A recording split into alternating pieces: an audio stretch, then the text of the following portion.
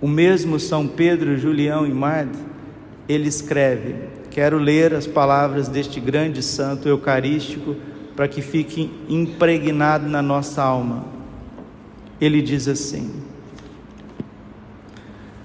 a respeito do mistério do altar, porque nós não temos a Santa Missa se nós não temos o Padre. Então, se o demônio ele quer afetar o mistério da Santa Missa, o mistério eucarístico, o que ele faz? Ele esfria o amor no coração do sacerdote, porque em Zacarias capítulo 13, versículo 7 está escrito: fere o pastor e as ovelhas serão dispersas. Escreve São Pedro Julião: desprezar o sacerdote, pecar contra ele, seria pecar contra o próprio Cristo. Aquele que vos despreza, a mim despreza. Lucas 10:16. Disse o Salvador e declarou ainda pelos lábios dos profetas: não toqueis nos meus ungidos. Salmo 104, versículo 15. Proibição que violada atrai os mais terríveis castigos. Portanto, aquele que peca contra o sacerdote ataca o sustentáculo, o pregador, o canal da verdadeira fé. É então punido justamente pelo enfraquecimento e a perda da fé que provocou.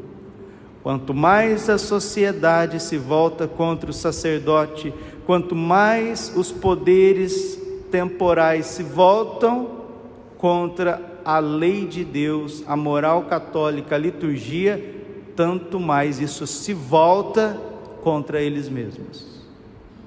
O livro do Apocalipse foi escrito por conta disso. É uma batalha do dragão contra o cordeiro. A vitória é certa, a vitória é de Jesus, do cordeiro imolado. Mas aqui a pergunta é: a vitória é de Jesus? Sim. A vitória é certa? Excelente que sim. Mas de que lado você vai estar? Assim como sem o sacerdote não há remissão dos pecados, nem Eucaristia, e sem esta não existe o amor. Sem Eucaristia não existe o amor. E Jesus diz claro em Mateus 24: ante o progresso crescente da iniquidade, a caridade de muitos se esfriará. A caridade, o amor dos corações está esfriando, está congelando. Por quê? Porque as pessoas não comungam mais. É porque a gente não tem jeito de fazer esse teste. Mas eu gosto de testes, porque as pessoas não acreditam nas palavras, então vamos fazer testes. Vamos ficar um ano sem celebrar a missa. Nenhum padre da terra celebra a missa, nenhum bispo, nem o papa, nem os padres, ninguém celebra a missa durante um mês. O que acontece com o planeta Terra? Ele sai do lugar. Eu já falei isso, mas o povo não entende, as pessoas não querem entender. O que sustenta o eixo da terra é a missa. O que sustenta o sol, a lua, as estrelas, o limite do mar é a tua comunhão aqui agora. Que, padre?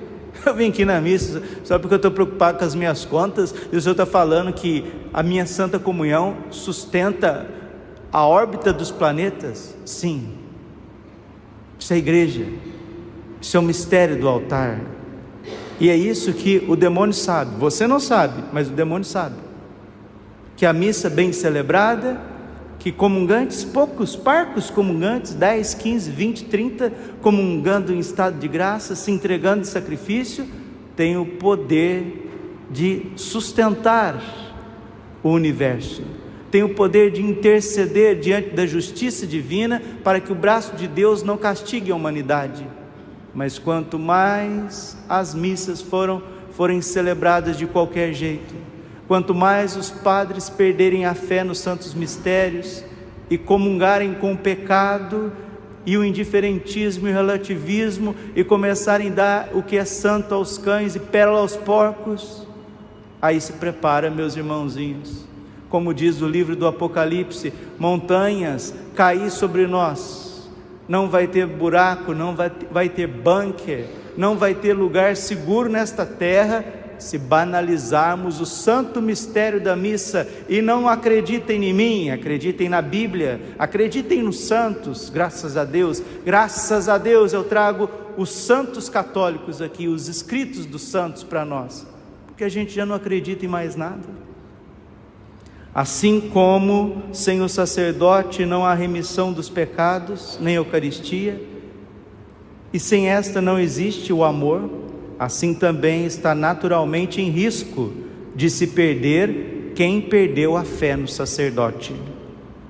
Eis porque os inimigos de Jesus Cristo atacam com tanta perfídia e furor os membros do seu sacerdócio, ou seja, os padres e bispos e o Santo Padre Papa, a fim de paralisar o poder da fé e aniquilar a religião no coração dos fiéis. Fere o pastor e as ovelhas serão dispersas. Terceiro segredo de Fátima é relacionado ao Papa, relacionado aos bispos e aos sacerdotes. Terceiro segredo de Fátima. O principal, aqui quem está dizendo isso, é São Pedro Julião Imard, esse grande apóstolo da Eucaristia que celebramos hoje. Ele está dizendo, no seu livro Flores da Eucaristia, página 390, no mês de novembro, dia 28, pode conferir lá. O principal combate do anticristo será contra o sacrifício da Santa Missa e o sacerdócio. Daniel, capítulo 9, versículo 27, que o leitor entenda bem. Jesus cita Daniel 9, 27 em Mateus 24. Diz o profeta Daniel, e esse combate já se inicia e toma cada vez mais vulto. Ele é do século XIX, e no século XIX ele já está profetizando que o combate do anticristo, de Satanás, das forças das trevas, contra o padre, contra o sacerdote, contra os bispos, seria uma coisa impressionante. Por que tanto combate contra os sacerdotes? Porque você combatendo o sacerdote, você está combatendo o canal do amor, o canal da remissão, da misericórdia, o canal da fé,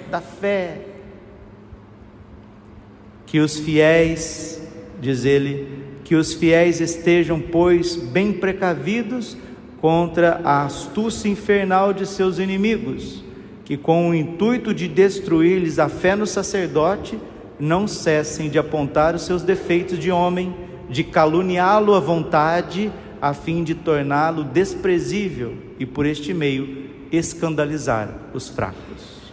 Aqui está o itinerário desses tempos: desprezar os sacerdotes, falar mal, caluniar, julgar, rotular, pisar, ver os seus defeitos humanos, e quem julga e quem pisa e quem rotula e quem fala, coitadinho, está sendo um instrumento do mal, porque está colaborando com o reino das trevas.